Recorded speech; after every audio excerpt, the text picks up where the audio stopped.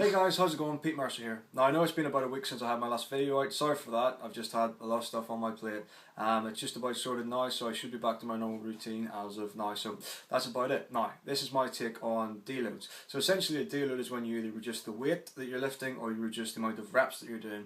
And this in turn will help aid recovery and will give you longer to recuperate after your full intensity or to fail your workouts, depending on how you look at things.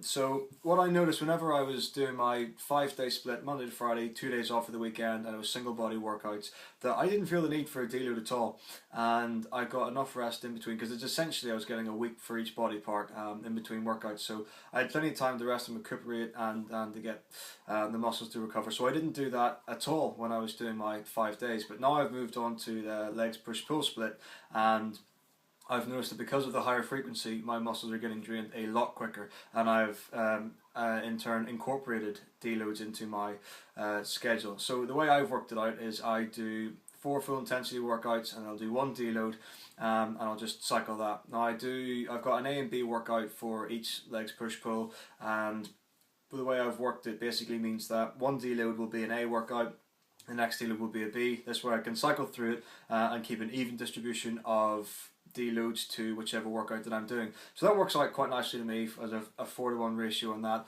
When it comes to choosing when and how to approach your deloads, to me personally it depends largely on the frequency and the intensity with which you work. So if you're doing sets and you're always going to failure and you're doing a high frequency routine like legs push pull or upper lower, then you'll probably want to have more deloads or more frequent deloads than you would by doing say a 5-day split.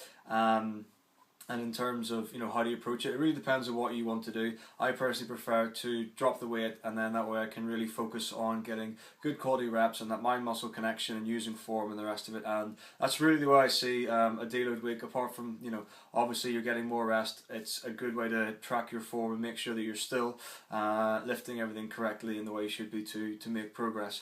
But if you want to drop the reps instead and maybe go half reps instead of half weight, entirely up to you, whatever you want to do. That's just the way I do it, but I definitely recommend deloads for higher frequency workouts, and especially if you're pushing the intensity and especially if you're going to failure. So that's my take on things.